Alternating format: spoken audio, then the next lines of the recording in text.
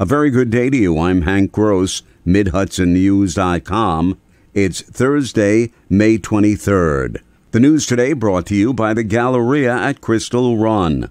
The city of Middletown will be using $300,000 in state grant funding to conduct a study into the future of the community campus, formerly the Middletown Psychiatric Center. Mayor Joseph DeStefano says the study will be conducted by Hudson Valley Pattern for Progress. We will be developing a plan for the entire campus and addressing the brownfield issues there. Our understanding of this grant is once the study is done, this should create access to additional funding, some state funding for the redevelopment of that campus. The study funding was secured by Senator James Skoufis and Assemblywoman Aileen Gunther. The City of Newburgh Police Department never had both a chief and a commissioner until about 3 years ago when the commissioner post was created and filled. Now that both Commissioner Jose Gameras and Chief Anthony Gerasi have resigned and a new chief has been appointed, one councilman believes returning to the leadership of just a chief should be explored. Robert McLemore is the only member of the city council who is also a police officer, serving as a lieutenant in the Wallkill Town Police Department, and he thinks returning to the old leadership hierarchy should be considered. I just think that, sometimes change is good, and depending on, how that change happens. But, as long as we're doing what's right for the community and the people, I'm all for it. McLemore, who's the newest member of the council, noted that the lawmakers have yet to discuss the police department structure going forward. Some 40 years ago, the city switched from a police chief leadership model to commissioner, but later switched back to chief.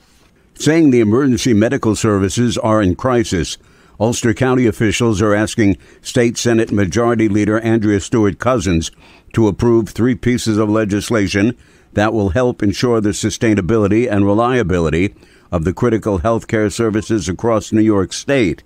In a letter signed by County Executive Jen Metzger and several county legislators, they urged the approval of bills that would designate EMS as an essential service like police and fire that must be provided, that would remove EMS services from the real property tax cap and would enable Medicaid reimbursement for treatment by EMTs and paramedics on site, as well as for transport to an urgent care clinic and mental health or rehabilitation facility. The local officials told the Senate leader that, like many counties across the state, Ulster's facing a dire situation when it comes to ensuring adequate ambulance availability for its residents. More news right after this. Find over 100 retailers allowing you to spend hours shopping safely at the Galleria at Crystal Run. Enjoy the big brands and the diverse selection of family-owned stores all in one location.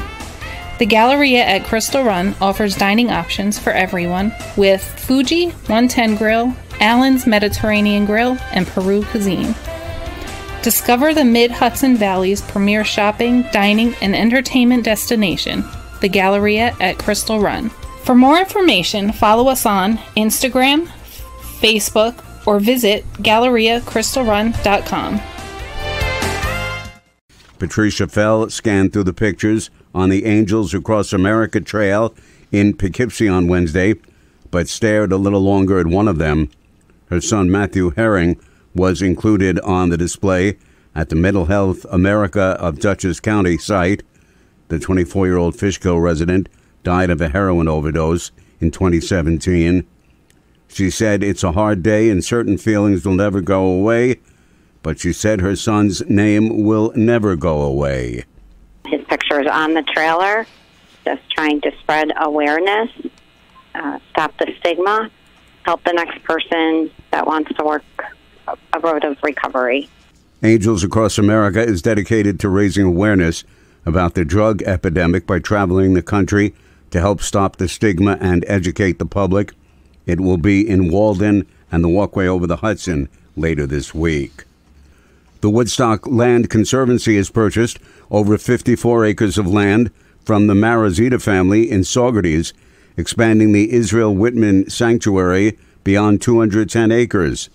The newly acquired wild land is part of the more than 86 acres that Jan and her late husband Dan owned since they purchased it in 1982.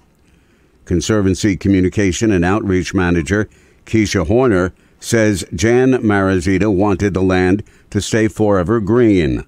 She just has so many wonderful memories of them camping and them hiking and celebrating birthdays and special events all over this property, and watching the beavers build the dam and having a pond that initially wasn't there thanks to the wildlife. It is so gorgeous, and they, are so excited to know that for generations to come, it will still be that naturally gorgeous land. Land Acquisition and Stewardship Manager Melissa Peterson says adding the Marazita property to the sanctuary will allow the Conservancy to eventually construct a fourth public trail. A 41-year-old man was killed when he was pinned by a car driven by another man at Hudson Valley Chrysler Dodge Jeep Ram on Route 17K in the town of Newburgh. Town police say the incident on Monday appears to be accidental. They said a 68-year-old man was driving a 2024 Jeep Wrangler and struck the victim while pulling into a parking space.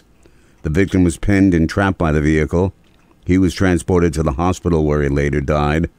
Police are withholding names of those involved pending completion of the investigation. However, a Facebook page identifies the victim as Justin Grader, the sales manager and commercial business manager of the dealership. State Senator Rob Rollison, a Republican, has voted in favor of 9 pieces of legislation that he says would empower survivors and victims of domestic violence and abuse. The bills, all sponsored by Democrats, passed the Senate and were supported by the New York State Coalition Against Domestic Violence, a nonprofit with over 40 years of advocacy on behalf of victims and survivors that prioritizes domestic violence as a human rights issue. Fire heavily damaged a building at 51 Waverly Avenue in the village of Monticello late yesterday afternoon. A 911 call came to the police department around 4 p.m. for a fire in an abandoned building at a former junkyard. The building was completely engulfed in flames. There were no injuries and the cause is under investigation. I'm Hank Gross, MidHudsonNews.com. The news today brought to you by the Galleria at Crystal Run.